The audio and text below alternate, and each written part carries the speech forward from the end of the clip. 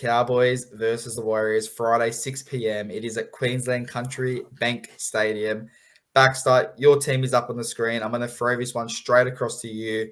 You can introduce your team. You can talk about the notable points that are going in here and obviously what needs to change for this team to bounce back after, I guess, a disappointing loss last week.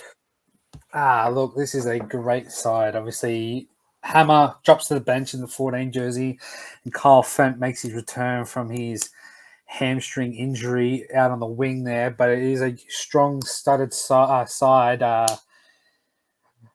Look, I think I said it in the last pod, losing to the Roosters, it wasn't really a bad loss because we went out there and we did score some points, unlike some other teams that round.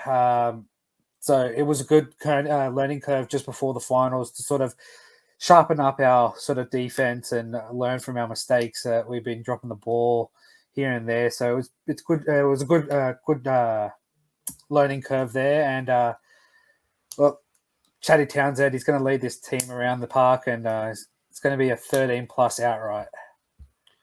All right, we jumped the gun a bit there. I was going to ask for obviously his prediction after we spoke about the Warriors, but obviously, like you mentioned, Kyle Felt does return to the game after his hamstring injury. It does mean the Hammer goes to the bench, and obviously Jermaine Tunua-Brown does go to 18th man.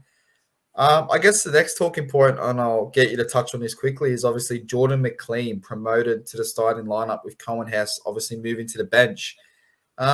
Is that the coach kind of trying to just kind of freshen things up, keep players on their toes, or should we be reading more into this than what it is? I wouldn't read into it. Look, Jordan McLean started on the bench first game back from his hamstring injury. I think he had Achilles or hamstring injuries back in the game 3 of State of Origin. So, look, Colin has started. McLean didn't. Now it's the other way around. I think it's more just so getting the best out of a certain player, whether that's McLean starting or Hess starting on the bench. Who knows? Look, you're in the 17.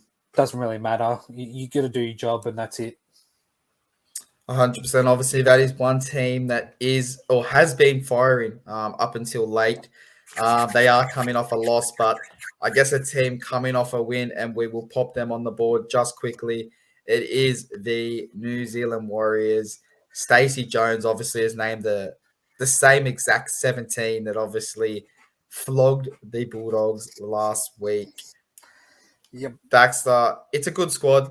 They do have a lot of talent, I guess, across the park. They are lacking maybe a little bit more leadership, but you've already said 13+, so talk to me through it. Where do you think you win this game? Where does this squad get torn apart by the Cowboys?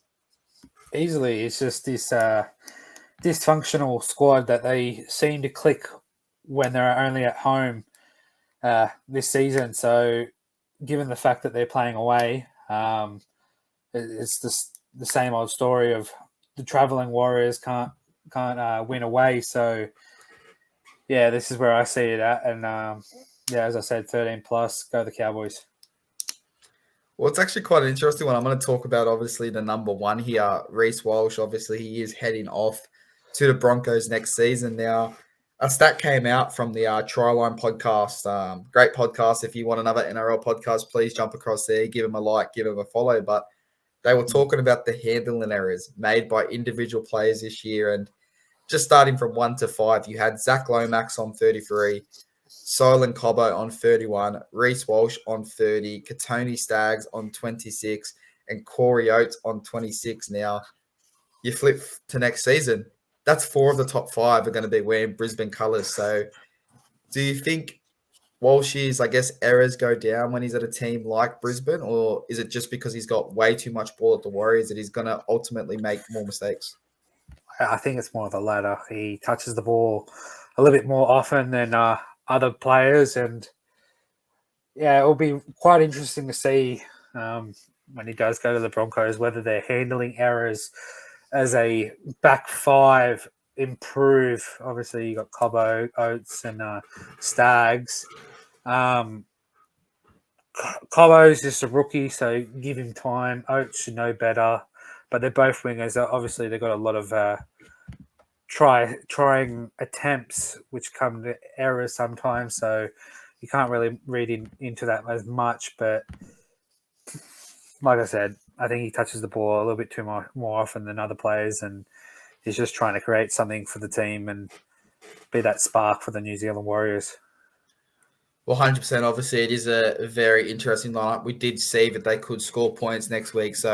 Last week, sorry. So I do think this is going to be a cracking game.